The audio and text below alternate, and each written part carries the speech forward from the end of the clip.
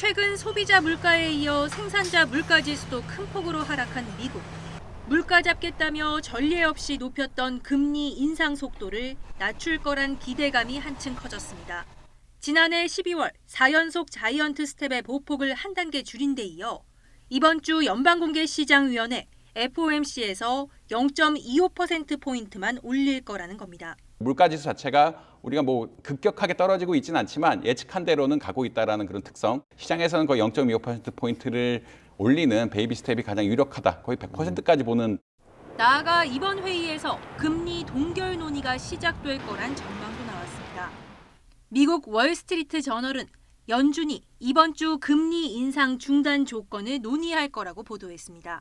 연준이 금리 인상을 중단 조건을 이번 주 열리는 금통위에서 시작을 한다.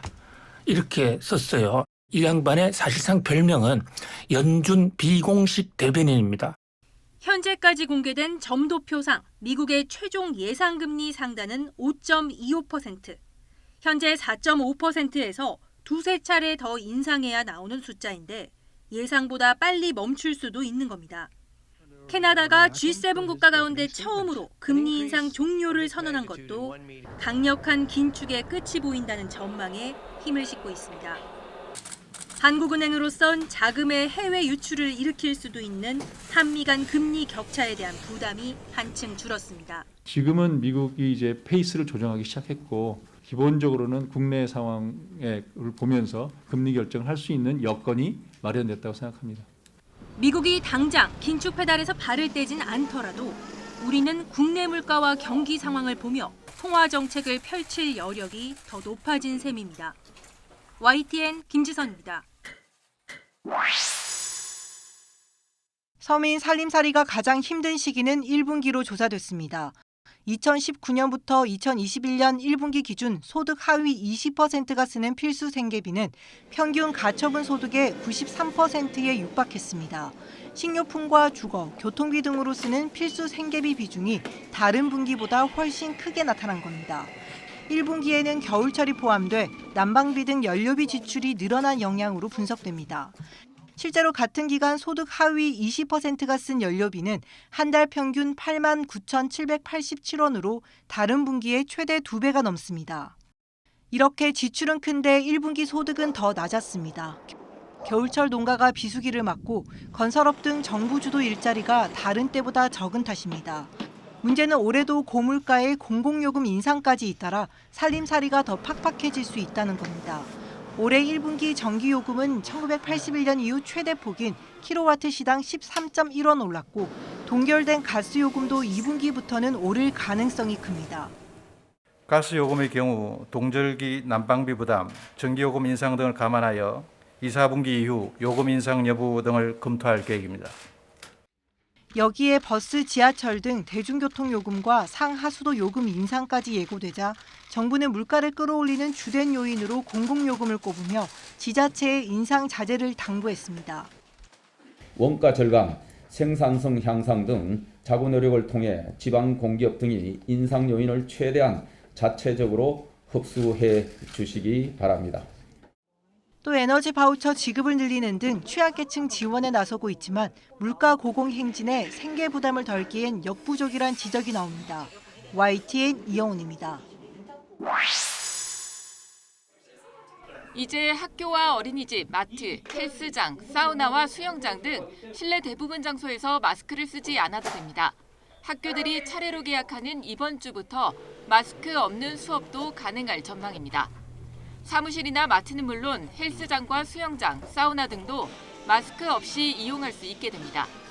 공연장과 실내 경기장 등에서도 마스크 없이 관람할 수 있는데 다만 이런 곳은 다수가 밀집해 함성을 지르게 되는 만큼 마스크 착용이 강력 권고됩니다. 반드시 마스크를 써야 하는 곳은 병원과 약국, 장기 요양기관 등의 감염 취약시설과 대중교통입니다. 이들 시설 안에 있는 편의점이나 헬스장, 사우나 등 편의시설을 이용할 때도 마스크를 항상 써야 하고 마트같이 마스크 착용 권고시설이라도 입점한 약국이나 병원에서는 마스크를 써야 합니다. 대중교통시설엔 통학버스는 물론 택시도 포함됩니다. 다만 감염 취약시설에 있더라도 1인 병실 등 독립된 공간에 있거나 같은 공간 입소자와 상주 간호인 등과 있을 때는 과태료 부과 대상에서 빠집니다. 국내외 코로나19 발생 추이도 빠르게 안정화하는 모습입니다. 신규 확진자 수는 18,000여 명이고 중국발 단기 체류 외국인 확진자는 242명 가운데 단 1명에 그쳤습니다. 27개월여 만에 실내 마스크 착용 의무가 부분 해제되는 가운데 방역당국은 마스크 착용 의무 시설에 방역 지침을 게시해 혼선을 방지하기로 했습니다. YTN 김연아입니다.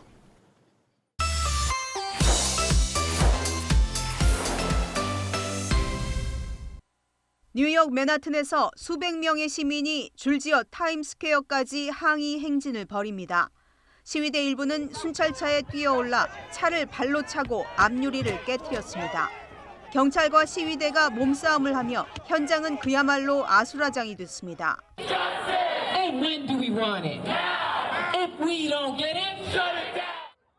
이 과정에서 폭력과 공공기물 파손 등의 혐의로 뉴욕 시민 3명이 체포되기도 했습니다. 사건이 발생한 멤피스에서는 시위대 때문에 인근 고속도로 운행이 잠시 중단됐습니다. There's been too many times where my people, so many other impoverished communities have been targeted and abused, and it's not right. 교통 단속 중이던 경찰관들이 흑인 운전자 타이어 니컬스를 집단 구타해 숨지게 한 영상이 고스란히 공개되며 미국 사회가 들끓고 있습니다. 시위는 뉴욕과 시카고, 애틀란타, 워싱턴 DC 등 미국 주요 도시에서 벌어졌습니다. 시위대는 경찰이 유독 가난한 유색인종에게 폭압적인 행동을 하고 있다며 분노했습니다. Yeah, we want to continue to ask for justice for Tyre, and that means meeting every demand that we as a community and the family of Tyre Nichols has. 특히 흑인들은 자신들도 언제든 똑같은 상황에 처할 수 있다며 폭력을 멈춰달라고 호소했습니다. It's heart-wrenching. It gave me chills because I have a young son myself, and just to know it happened literally 5 minutes from my house just brought tears to my eyes. It's just... 미국에서는 지난 2020년 흑인 조지 플로이드가 경찰의 과잉 진압으로 사망하며 전국적인 시위가 이어졌습니다. 이번에도 시민들의 항의 시위가 미국 전역으로 확산할 조짐을 보이며 우려를 낳고 있습니다. YTN 김선입니다. 총격이 벌어진 유대교 회당 앞 거리입니다. 20대 남성이 안식일 예배가 끝나길 기다렸다가 나오는 사람들을 향해 마구 총을 쐈습니다. 범인도 차를 몰고 도망치다 경찰의 총에 맞아 현장에서 목숨을 잃었습니다. שמענו יריות, צעקות. לא הבנו מה קרה. חשבתי שזה יורים מהכפר פה ממול, כל הזמן הם יורים, הם עושים חתונות, הם עושים לא יודע מה. 이번 총격은 지난 2008년 유대인 신학교 총기 난사 이후 가장 끔찍한 사건입니다. 현장을 찾은 이스라엘 총리와 경찰국장은 즉각 보복할 것임을 천명했습니다. אנחנו החלטנו על כמה פעולות מיידיות. מחר בצאת השבת אני אכנס לקבינט על המשך המענה שלנו. אני רוצה להדגיש שצריך לפעול כאן בנחישות. 반면 가자 지구에 사는 팔레스타인 사람 수백 명은 이스라엘 공격을 축하하는 시위를 벌였습니다. 팔레스타인 무장단체 하마스도 최근 이스라엘 공격에 대한 자연스러운 보복이라며 배후를 자처하는 성명을 냈습니다. 지난 26일 이스라엘군이 제닌 난민촌을 수색하는 과정에서 무장단체와 충돌해 주민 등 10명이 사망했습니다. 유엔과 미국 등 서방은 일제히 팔레스타인을 비난했습니다. Our thoughts, prayers, and condolences go out to those killed and injured in this heinous act of violence. We condemn this apparent terrorist attack in the strongest terms. 미국은 다음 주 국무부 장관의 이스라엘과 팔레스타인 방문 일정을 바꾸지 않겠다며 중재 의지를 밝혔습니다. 하지만 공격과 보복의 악순환이 이어지면서 중동 평화의 길은 또다시 멀어질 가능성이 커지고 있습니다. YTN 유재복입니다. 미국의 미네소타 대학 로스쿨 교수들이 인공지능 챗봇인 챗GPT를 사용해 졸업시험 4개 과목을 채점한 결과 평균 C+의 성적으로 모든 과목에서 통과하는 것으로 나타났습니다. 명문 MBA 과정으로 꼽히는 펜실베니아대 와턴스쿨에서도 챗GPT가 필수 과목 기말 시험에서 B나 B- 학점을 받았습니다. 오픈 AI가 개발한 챗GPT가 대학원 시험을 통과할 정도의 성능을 보이자 이를 어떻게 활용할지를 놓고 교육계의 논란이 커지고 있습니다. 긍정적인 측면도 많지만 과제물 제출의 표절과 같은 부정을 저지를 가능성도 크기 때문입니다. The model itself is fascinating because of what it can do. It seems like magic. And this is significant because these models are going to very soon be integrated into everyday software that we use. 지난해 11월 출시된 챗GPT는 사용자의 대화형 질문에 응답하고 독창적인 에세이나 이야기, 노래 가사도 만들어낼 수 있습니다. 미국의 마이크로소프트사가 챗GPT 개발사인 오픈AI에 100억 달러, 우리 돈으로 12조 3천억 원을 투자하겠다고 발표해 더 큰 주목을 받고 있습니다. Well, this investment in OpenAI is a real game changer. We think it's almost like the iPhone moment for the wireless industry and wireless applications that happened 15 years ago. 인공지능을 바탕으로 한 챗GPT는 클라우드 서비스의 방대한 데이터를 학습해 앞으로 더욱 빠른 속도로 발전하고 많은 분야에 활용돼 기업 경영과 사회를 혁신할 것으로 전망됩니다. 하지만 부정확한 정보를 만들어내거나 인종과 성별에 대한 사회적 편견을 확산시킬 수 있는 등 윤리적 문제도 제기되고 있습니다. 이 때문에 인공지능 기술을 각 분야에 유용하게 활용하면서 동시에 어떻게 규제하는 것이 적절할지 해답을 찾는 것이 새로운 과제가 되고 있습니다. YTN 한윤규입니다.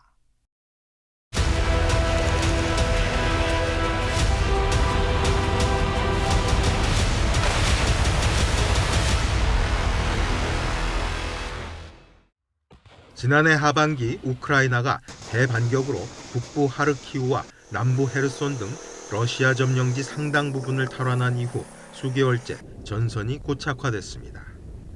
이런 가운데 서방 국가가 전차 지원을 발표하자 러시아가 공세를 강화하고 있습니다. 우크라이나도 강력히 반격하면서 전투가 격화하고 있습니다. Ситуація на фронті, і зокрема на Донеччині, під Бахмутом та Вугледаром продовжує бути надзвичайно гострою. 젤렌스키 대통령은 러시아군이 군사기지는 물론 인근 마을까지 공격해왔다고 밝혔습니다. 우크라이나군에 따르면 부훌레다르는 지난 하루 동안 러시아의 집중적인 포격으로 건물 7채와 학교 2곳이 파괴되는 피해를 당했습니다.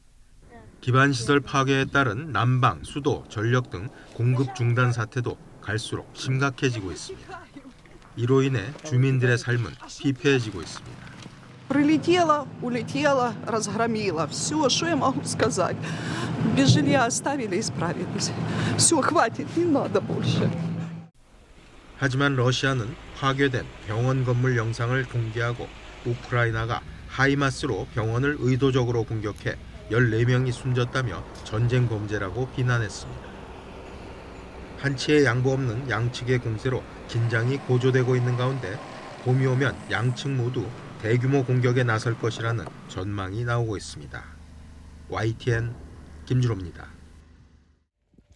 일요일 아침 우크라이나 남부 헤르손시의 한 아파트가 폭격으로 무참히 파괴됐습니다. 지난해 11월 우크라이나가 수복한 곳이지만 여전히 툭하면 러시아의 공습이 이어지고 있습니다. 2 часа назад прилетел град в эту квартиру. Один сюда, второй вот туда. Девушка здесь в квартире умерла на месте. 이번 공습으로 아파트와 병원, 학교 등이 부서졌고 인명피해도 속출했습니다. 동부전선에서는 전황을 놓고 러시아 측과 우크라이나군이 공방을 벌였습니다.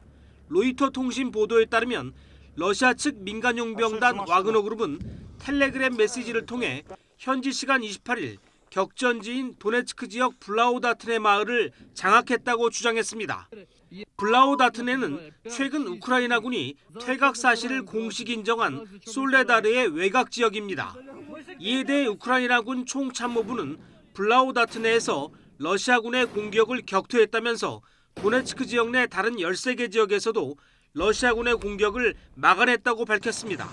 하지만 실제 전황은 확인되지 않고 있습니다. 이런 가운데 도널드 트럼프 전 미국 대통령은 조 바이든 대통령의 유약함과 무능함이 3차 세계대전 위기를 불러왔다고 비난했습니다.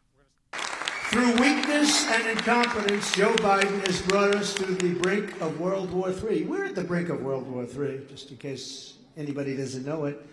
As president, I will bring back peace through strength. 트럼프 전 대통령은 자신이 다시 대통령이 된다면 24시간 안에 평화협정을 이끌어낼 수 있다고 호언장담했습니다. YTN 이상순입니다.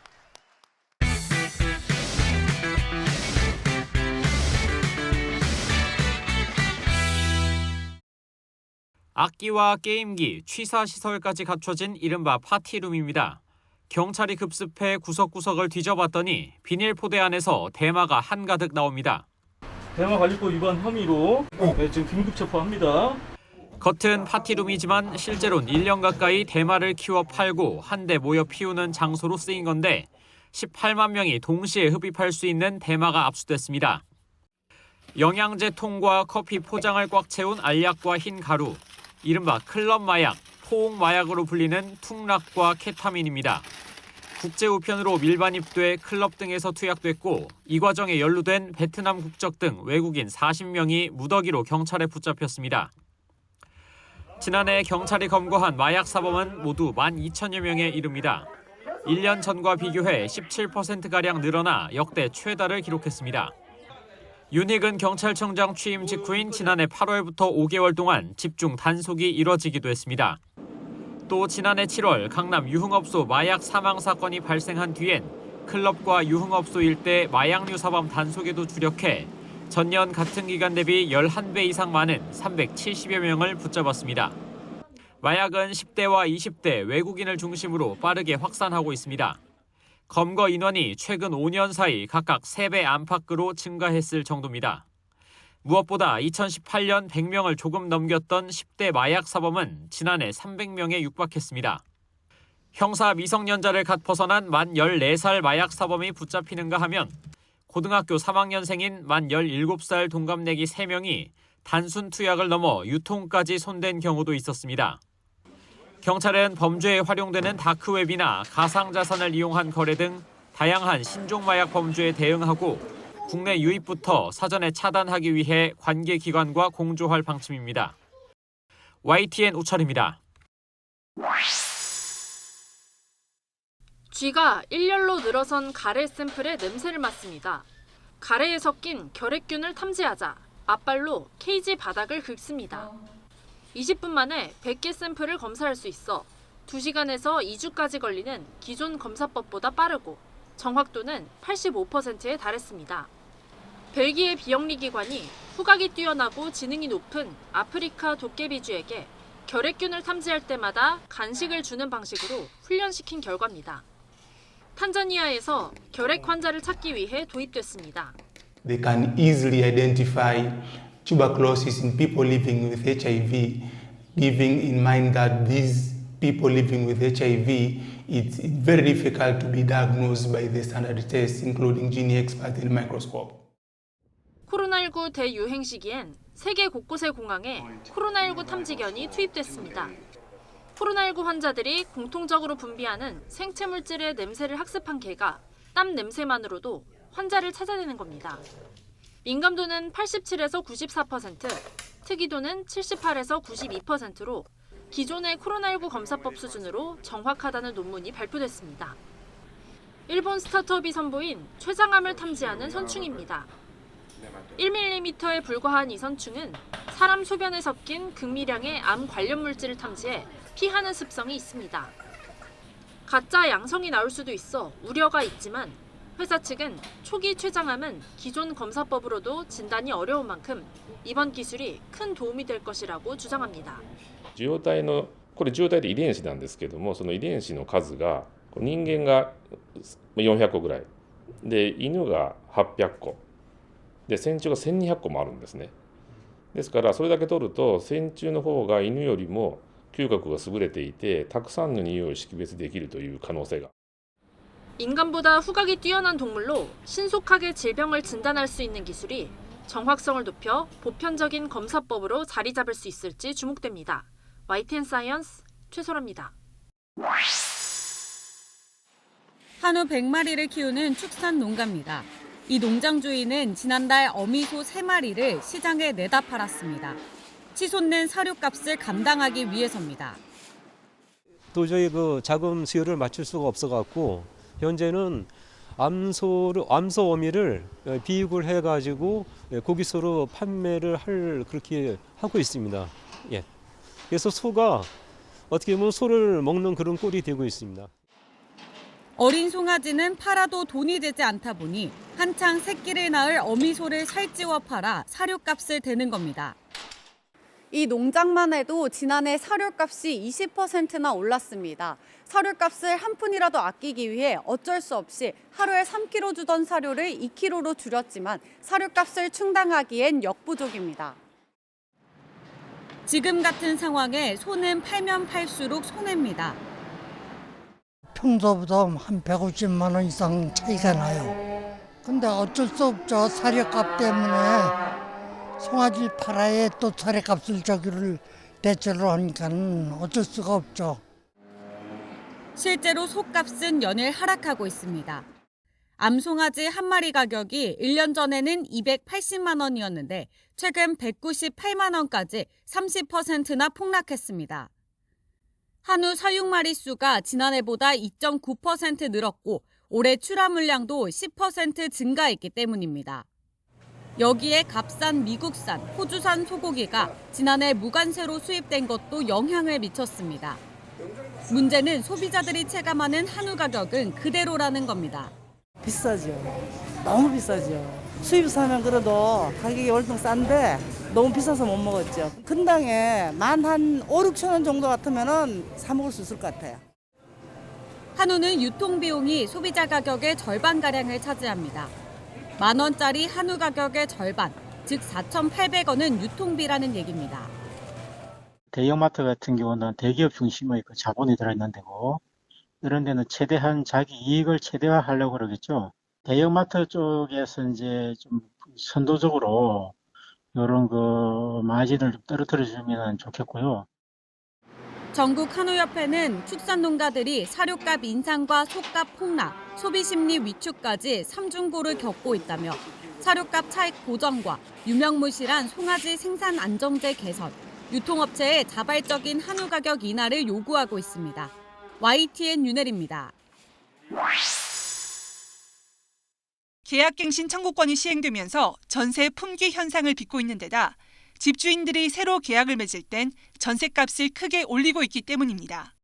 부동산 가격이 한창 오르던 때 재계약하면 보증금을 5% 내에서만 올릴 수 있는 계약갱신 청구권은 세입자 안전장치였습니다. 하지만 집값이 낮아지면서 분위기가 바뀌었습니다. 서울 강동구 한 아파트 전용 면적 84제곱미터는 지난해 12월 7억 원의 전세 재계약이 이뤄졌습니다. 2년 전보다 2억 5천만 원 낮은 금액입니다. 시세에 따라가는 거죠. 사회적인 분위기 따라가는 거고 맞춰줄 수밖에 없는 그런 상황인 거고 인재인 입장에서는. 서울 송파구 한 아파트 전용 84제곱미터도 이번 달 초 집주인이 임차인에게 3억 원을 반환하고 재계약했습니다. 아무래도 이제 매매가가 떨어지고 전세가도 이제 많이 떨어지다 보니까 좀 그래도 그렇겠죠. 불안감에.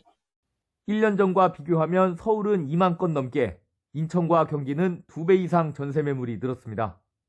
부동산 시장 침체로 새로 들어올 세입자가 구해지지 않자 보증금을 돌려주기 어려워진 집주인은 감액해서라도 계약을 유지하고 있습니다.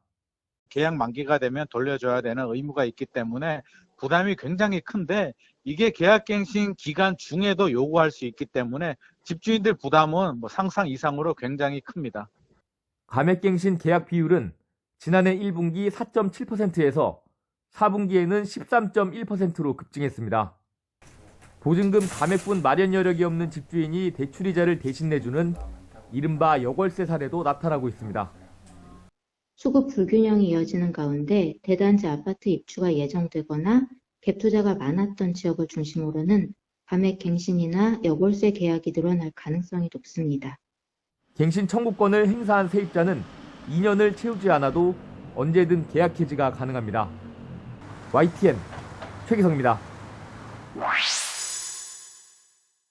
지난해 서울대와 연세대, 고려대를 다니다 자퇴한 학생은 1,874명, 이 가운데 1,421명이 자연 계열입니다. 코로나19 초반인 3년 전 893명이던 게 이듬해 1,096명으로 뛰더니 2년 만에 60% 늘어난 겁니다. 연세대 생명시스템 계열이 5명 중 1명꼴로 이탈률이 가장 높았고 공학 계열은 2년 사이 이탈률이 2배 가까이 뛰었습니다. 영재고였는데 이제 한 100명 정도 되거든요, 한 학년에. 그런데 한 10명 정도는 일단 그 고등학교 3학년 때부터 의대 준비하고 등록만 해놓고 한 3분의 2에서 2분의 1 정도는 이제 반수를 하거나 해서 이제 다시 의대로 빠지고. 코로나19로 원격 수업이 확대되면서 학교에 몸담은 채 수능을 다시 치르는 반수 경향이 가속화됐는데 대면 수업 재개 이후로도 이탈 속도가 멈추지 않고 있습니다. 한두 문제는 더 맞으면 의대를 갈 수 있잖아요. 공부하기가 좀 학생들 입장에서 되게 3학년 되면 지쳐서 힘들어할 정도거든요. 상대적인 계속 박탈감만 느끼죠. 내가 열심히 해서 얻을 게 없다. 상위권 학생들이 빠져나가면 그 자리를 서울권과 수도권, 지방권 대학생들이 차례로 메우면서 연쇄적인 이동이 일어납니다. 장수생이 늘어나는 흐름과도 연결돼 있습니다. 대학에서는 대면 상담과 간담회를 늘리고 전공 교수가 1학년 수업부터 맡아 가르치며 학생들과의 접촉면을 넓히려 노력하고 있습니다. 심지어 AI 알고리즘을 활용해 이탈하려는 학생을 미리 파악하고 관리하는 대학도 나타났습니다. 학점을 몇 학점 듣고 있는지, 아니면 뭐 상담을 얼마나 지속적으로 받고 있는지, 또는 이제 비교과 제도를 얼마나 활용하고 있는지, 10,000명 중에서 이제 인공지능도 한 5% 구간 내에서 예측을 해주면은 그 5% 안에 실제 중도 이탈자의 90%가 담겨 있다. 의대 정원 확대 논의가 예정된 가운데 연구 분야 전문직의 대우를 높이고 실패를 무릅쓰고 창업할 수 있도록 근본적인 사회 구조가 변하지 않으면 학생들의 안정지향적 선택을 꺾기 힘들 거란 전망이 나옵니다. YTN 장하영입니다.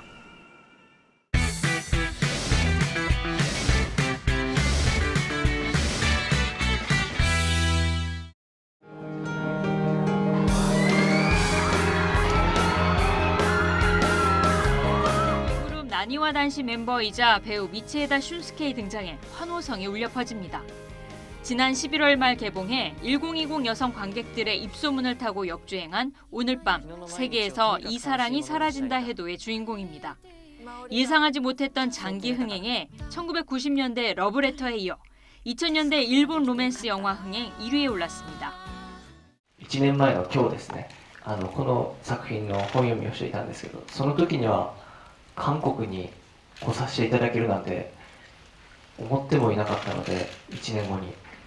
だからその驚きはすごくあるんですけど。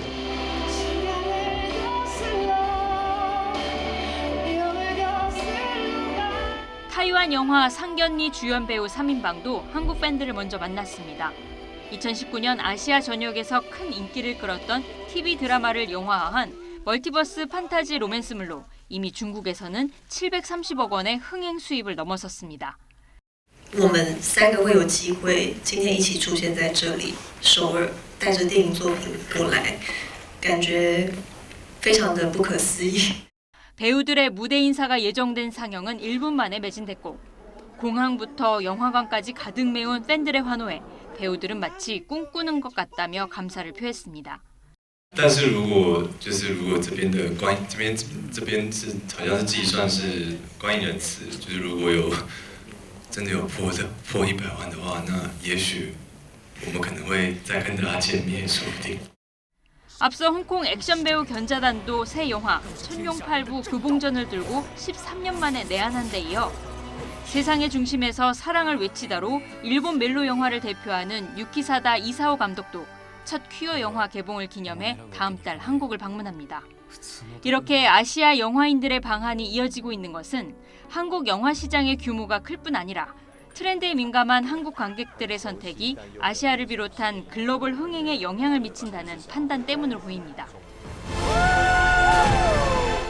최근 국내 1000만 관객 기록을 세운 제임스 캐머런 감독도 한국이 전 세계 영화업계의 표준을 만들어가고 있다며 아바타 물의 길을 우리나라에서 세계 최초로 개봉했습니다. YTN 홍사입니다.